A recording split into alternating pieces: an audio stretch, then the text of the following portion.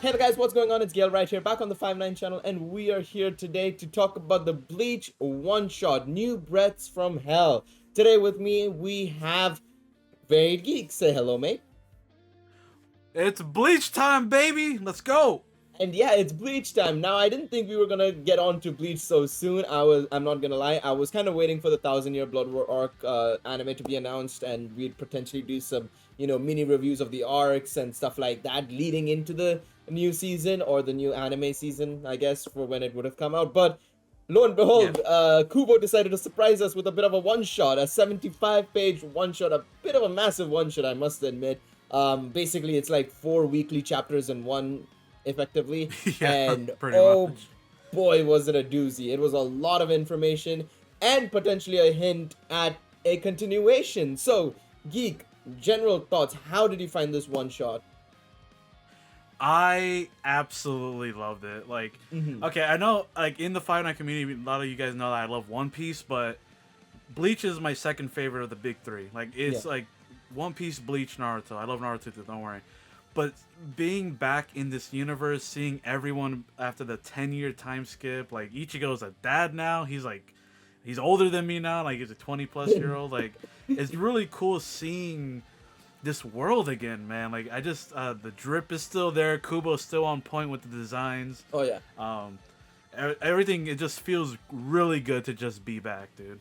Oh, definitely agree with you on that one. I completely agree with you as well. Kubo doesn't seem like he's, he's left. He never left us, basically. What great designs again, as per usual. And good to see some new characters as well. Let's talk about the new characters, of course, before we jump into the old ones, our old friends, shall we say. But let's talk about our new friends, of course, we've made. Kazui, Ichika, Rindo, you said, and some of the new captains Yu as Yu. well, right? Some of the new captains. Yeah. So yeah, let's talk about them, Geek. How do you feel about them? We'll go one by one, I guess. Let's start with Kazui and Ichika, I suppose, as being the offsprings of our main protagonists, I suppose. I said that way too formally, but you know what I mean. The kids of our old friends. How do you feel about them? I think they're cool. Their design and like attitude. At least we got. I think personally, we didn't get much with Kazui. He's very interesting. I think he's more interesting than Ichika, but Ichika's more fun to watch. Yes. Because we learned that she's training at Ikaku's dojo. Like Mm-hmm. he's her master, which I mean he's a really good master to have, from Squad 11. And you learn that she's very very much like Renji, like in terms of like attitude, but also like kind of like Rukia in like terms of like excitement and stuff like that, and like adventurous. Yeah. So she's very, very, very cool. But Kazui is like the more mystery one because we get the intro of the chapter with him talking about like his fish. I assume that was him, Mm-hmm. and then he says like one died and but one grew, the smaller one grew bigger and bigger and bigger, and then or we see Orihime one time in here, and then he just like jumps out the thing because he kept a promise to his spirit, and he goes basically going back on on the promise he made to his mom, but because he made another promise. I think that's cool. But like Yeah. he knows how to open a portal, and like the other thing, he's just weird because he jumped out the window and like the Soul Reaper thing came out, like, Yeah. which is very different because usually what we see in Bleach is like, at least from Ichigo or like anyone that has like a human body or a Gigai, they like eat a pill or they get their soul forced out of them to become the Soul Reaper. So I don't know what's going on with Kazui where he just like jumped out and like his like Soul Reaper stuff appeared, and it's like Yeah. it's different. It's very different. He seems to have a lot more control and finesse over it at a very young age, it seems like, for sure. So it's going to be very interesting to see when we actually come back to it, and that's something we'll talk about in a bit as well. Is when it does come back, we'll see how maybe strong he is at such a young age as well, right? And it's the same thing with even Yeah. Ichika. Like, even though she's young, she seems to also be training off the get-go, and it's fine to me right now as long as it's explained in an appropriate way, because I know we have the same issue with like Boruto, where it's like, oh, Naruto and Sasuke are so powerful that we don't really like, how do we care about Boruto? And then we see how they've managed to somehow contrive Boruto becoming super powerful and stuff like that. So hopefully it's not in that sense of like where it's like people may not like it, kind of thing. But I'm interested to see. Maybe I'm overestimating him right now. Maybe it's just super basic stuff, and that's all he knows potentially. Who knows? But yeah, Maybe, yeah. those are the two new offsprings basically, and the next generation, shall we say? But speaking of the next generation captains, Rindo. I mean, I don't know. Wait, Rindo. I don't think he was the captain. It's been. No, he's the assistant captain. Yeah. Assistant captain. There we go. As well as Yaya Hara as well. I think she's also a assistant captain as well. So a lot of new assistant captains and captains as well to meet. And how do we feel about them? Because I mean, we've already been so connected with the original captains for so long, right? That seeing these new captains and assistant captains as well can be a bit weird. So how do you feel about that? I think it's cool because the Thousand Year Blood War was a lot of people died in that one. So Yeah. a lot of captains. Komamura, he became like a wolf, right? After sacrificing his heart, so he's not a captain anymore. Yamamoto, we all know he passed. But I think Iba is the new captain from. He's taking over Komamura's side. He's the one with the new assistant captain Rindo Atau, Yeah. which he's a deaf lieutenant, and he has a really cool Zanpakuto ability. But he seems really cool design wise as well. Yu Yu is the assistant captain, I believe, of Squad 8, which I think Yes. is led by the new captain of Squad 8, which was formerly Karaku, but now it's Lisa, I believe, Mm-hmm. Yadomaru. She was, famously part of the Visors and stuff. Another captain that we know is Isane. She took over for Unohana because obviously we know the Kenpachi storyline with her and Zaraki.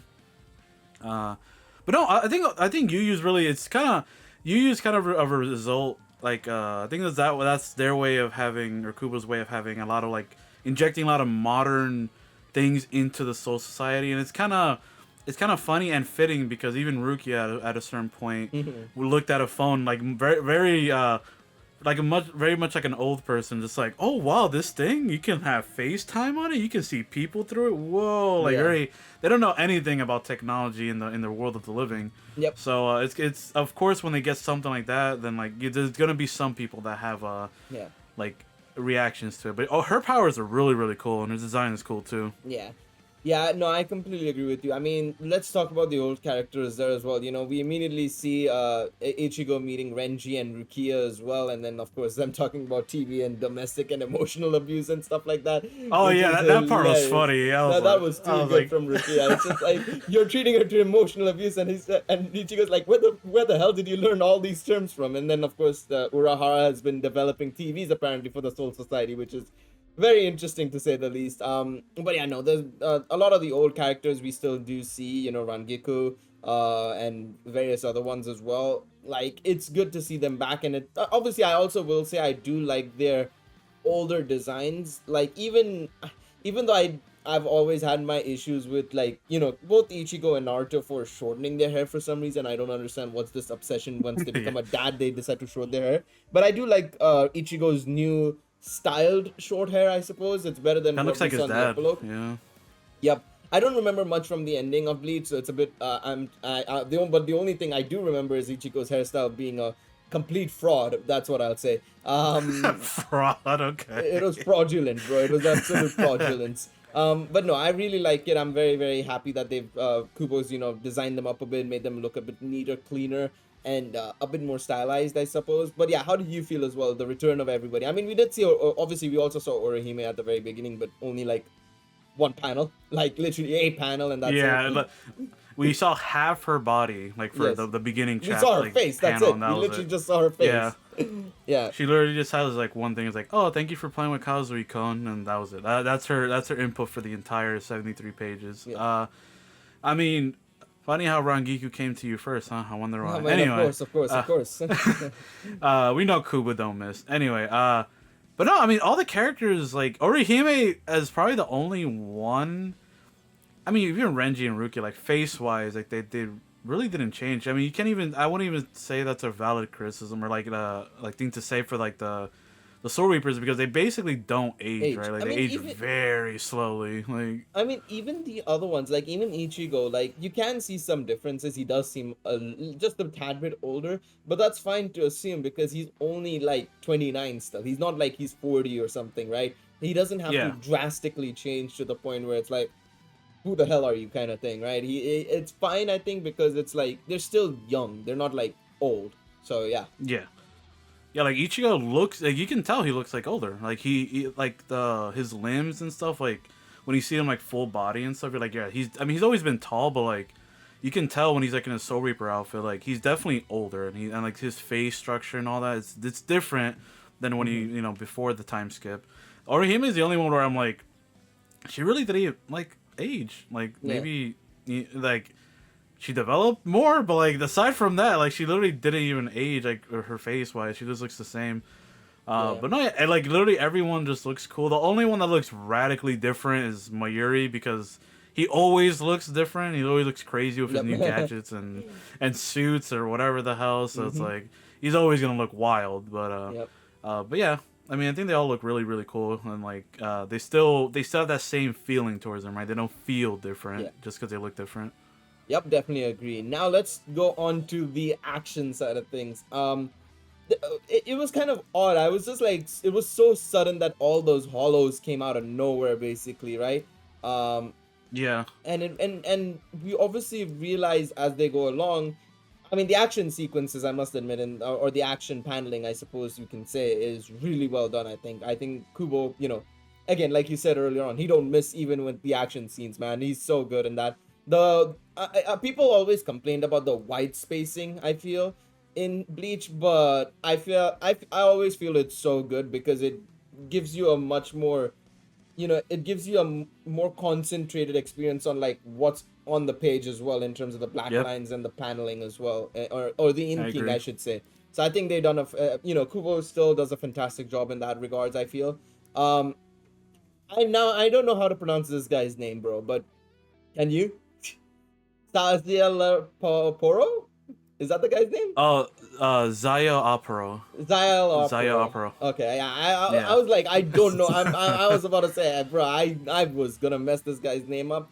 His design looks interesting to say the least. How did you find the whole action sequences leading into his first appearance?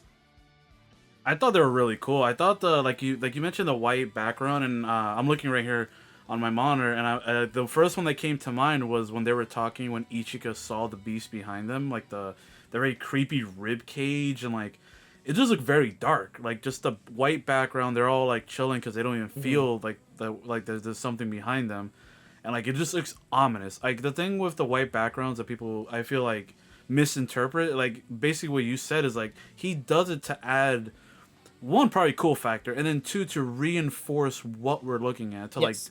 keep your focus on the thing, Hmm. which I think is a really good thing because I love that like that style. It's really really cool. Um, but the action sequences were really really good. Like the Renji stuff, like he got. I felt bad because I'm like, bro. Of course, the first one that gets smacked is like Renji. He just got Of slapped course, and just got. we have to go back to the old days, man. No, no, And no, then no, nothing changes. Nothing ever changes.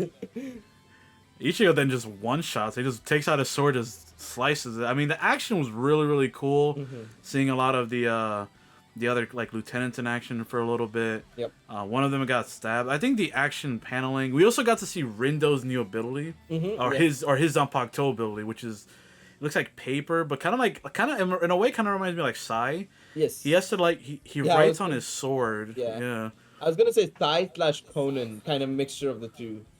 Yeah, basically, yeah, because he like writes on the thing as like give birth, and then like his Zanpakuto turns like papers, Hmm. and I guess whatever he thinks or whatever his spiritual pressure is capable of, he can summon or send out. Hmm. And I was like, oh, he send out birds. What is that gonna do? Then he just like it's like a piranha, Yep. just destroy that thing.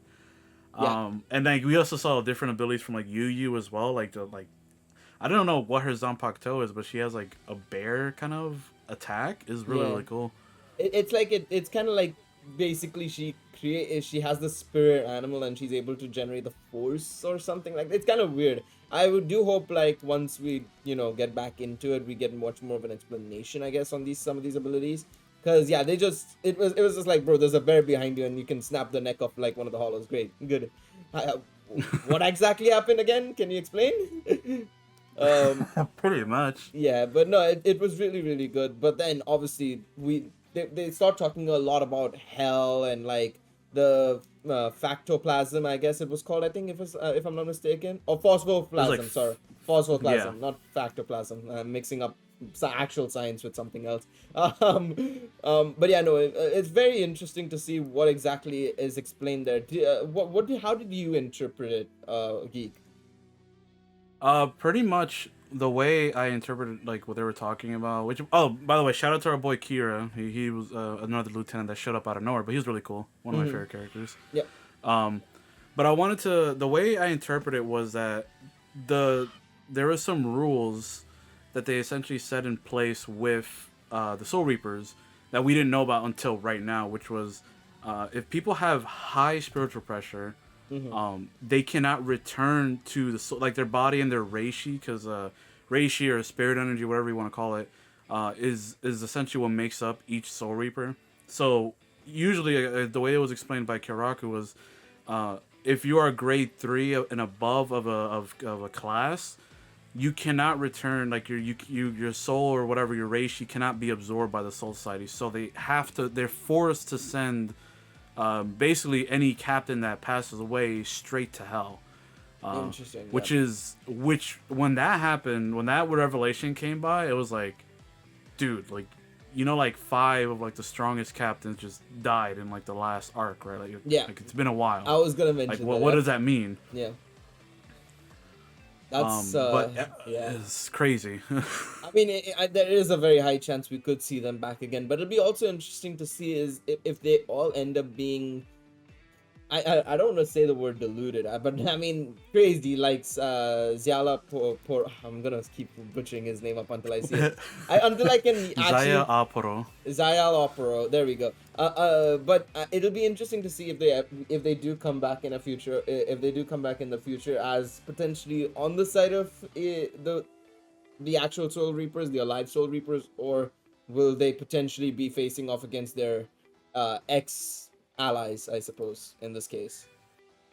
Yeah, because that's one thing we don't know about. Like the whole like this is essentially the meat and potatoes of this one shot, guys. So like this piece of dialogue and like story that they were talking about in the chapter is like so huge because of what you just said. It's like, and according to Zaya Opro, which apparently which I did his design, by the way. I love his hell design. Like Yeah. because before he just had pink hair and he had like the white the hierro, whatever they called it in Yeah. Hueco like the outfits that all the Espada had. He looked alright. But then now he just has like a skeleton bone like burning hand or something, and like his hole is like on the outside of him or whatever. Mm-hmm. He looks crazy. But according to him, like everything in hell, like they're clairvoyant, or like they can, like they know everything that's going on or happened in the past like decade. So it's interesting how all of this happens because he mentions that because Sosuke Aizen and Yawak, again, this is the one name I could pronounce probably every other name in Bleach, but I cannot pronounce What's with bro? Yawak, Juhabak. Bro, Kubo's the naming schemes need to be fixed, bro. I swear, man. This Bro, man names like everybody else with like weird letters, and I swear, he just picks letters from like a random letter generator, and boom, there you go. There's your name. oh Have dude, fun. he went wild in the Thousand Year Blood War for all the Stern Raiders, dude. Oh Yeah. my god, it was like the names that they had. Uh, but apparently because those two, Aizen and him, their pressure is gone. It that those two were keeping the balance of the gates of hell, from their side, open, so that way when they send people down to hell, all the spiritual pressure, whatever that they send down there, doesn't just crack it open from that side, Yeah. according to the way I'm interpreting it. So because now that both of them are gone, that's how Zaya was just like, hey, we can crack it open from our side now because you guys sent Yamamoto, Unohana, and you just sent Ukitake down there. That's a pretty big spiritual pressure you just sent down Yeah. here. So Mm-hmm. Yeah, it's gonna be very interesting to say the least. When I mean, especially after they said you massacred the beasts of hell, and they've just gone. They decided to just go after that, and basically the gates of hell are, from what we can gather, effectively have opened. So Yeah, it's going to be interesting how this will now lead into what is potentially the next arc. I, look, I will be honest and say this. I didn't even know there was a one shot coming, to be honest, until a couple of days ago. I'm not gonna lie. And then once we saw once the obviously this is we're basing this on the official Viz Media, you know, the official release, right? And of course the leaked versions came out a couple of days ago, the translated versions, and a lot of people have read them. So it's gonna be very interesting to see now what happens, whether we're gonna when and when. I mean, I say when. Kubo literally, even for Burn the Witch, was like, yeah, we're gonna release a volume 2. Do we know when? No, not really. So it's gonna be very interesting to see how this is going to be continued on, and when it's gonna be continued on as well, because this seems like it's going to be a very interesting story. I'm glad Kubo is back as well, because bro, Kubo the goat. I'm just saying, he does his manga so well, I feel. And so to me, I'm very excited to see when it comes back. But of course, this also does have massive implications in terms of the anime as well, because this makes much more sense as to now why we're finally also getting the Thousand Year Blood War arc, not just because of the anniversary, but because it's actually going to also continue as well, right? So yeah, how do you feel about it overall? You know, now that we've discussed it, Geek, and what are your thoughts on, like, when is it gonna come? How will it affect the anime and stuff like that? I think that's this. You kind of hit the nail on the head on the fact that why we're getting the anime back for the Thousand Year Blood War, because it while I agree it was like, okay, that's cool, we're gonna get like the Inuyasha treatment, gonna come back after a while and then finish the art and finish the series, but especially after this one shot, this to me that which explains to me why we probably haven't gotten news about the anime at least for like the past year since they announced it. Because to me, like, again, there's no official confirmation yet, but this is very obviously like a the start of a new arc, right? Um, there's no official announcement saying, oh, starting in the next month, Kubo's gonna go in week to week or monthly or whatever, uh, with continuing Bleach. There's no confirmation of that yet. I just want to point that out there, but this is obvious that they more than likely are going to. But it's very exciting. One thing I wanted to mention that we almost didn't touch on was when they opened, when the gates of hell opened to bring Zaya Opero back. Mm-hmm. The thing that pierced his chest wasn't like a hell guard or nothing. It was Ukitake's Zanpakuto. Oh, I didn't even notice It that. was so, yeah. If you look at the page where he's like, he even says, he's like, ah, you're early, and he's like, Kamikake, God sworn Ukitake. Oh, I think that's Sogyo no Kotowari. That's his Zanpakuto, but it's like way bigger. Like, it's yeah. huge. That's like the size of like four people. So it's just a very interesting shot, because it's like, it's his Zanpakuto, but why is it massive as well? And like, and it also confirms that everything that Zaya Opera was saying is true. So it's like, it's way too many things that for this to just be a one shot. You know what I mean? Yeah, Like, that's too much. we have to wait for that. We have to wait for the official quote unquote announcement of the continuation. But there's no way at all that they're just gonna leave it here. Yeah, definitely. There's no way. Again, it seems very interesting to see, like you mentioned, right? That it was Ukitake. I'm not gonna lie. I saw it, but I didn't read the bubbles. I was just like, oh, damn. Yeah, Yeah, you're like, oh, he got destroyed. I was like, oh, okay, that was out of nowhere, but okay. Um, but yeah, no, that's gonna. There's so many, like, there's so many questions. Like, that's the thing. Now there's so many questions. It was like, okay, la di da di da, we're fine here, and then all of a sudden everything happens in like 40 pages, Yeah, and then it's like, what? everything just like the last 30 pages is like blew it open in the water. You're like, holy, you're like, wait Yeah. a minute, just calm down, wait a second. Yeah, it's gonna be very interesting. I'm very curious. It's gonna be very interesting. I need to reread and rewatch Bleach as well. It's been so long. Like, I didn't think I've done anything since 2013, and if anything, the only thing I've done is play Bleach Brave Souls and do the first like 2 arcs or 3 arcs, and Yeah. that's it. So I have very little memory of Bleach, to be honest, and I really have to go back and read a lot of it. But yeah, it's gonna be very interesting. Overall, I think this was a great one shot, to be honest. I'm very excited. It's a great in between kind of like interlude, I guess you could say, in terms of like, this is the start prologue kind of thing, um to the next arc and the successor of Bleach. I suppose you can effectively call it a Bleach, put it on Bleach Broda, I don't know. But it's gonna be very interesting. Any final thoughts from you before we wrap up, Geek, as well? Otherwise, I think we've covered everything. No, I think we covered everything. We covered all the stuff. I guess maybe the only minor, not even minor. I guess the one thing I could mention is the reason why Ichigo's probably or has his normal Shikai Hmm. like pre Thousand Year Blood War. The only way I can probably like justify is probably because he lost his Quincy and Hollow powers in to Yuak or Juabak or whatever in that arc. Yep. So now he's just running on pure Shinigami powers. So that's why, unfortunate, as cool as the mask and Hollow powers and all that stuff was, we I don't think we'll be seeing that ever again from Ichigo, unless he gets bit by a Hollow or something. But Yep. this is Ichigo with his just pure Shinigami powers. So, but yeah, aside from that, love the mystery, love that Kubo's back, love the design of Zaya Opro, and the fact that we're finally. Oh, one thing that's pretty huge actually What's up? is Kazui. Hmm. When he opened that portal for the guy or the spirit, like they was like, oh, I'm a 15-year-old, whatever.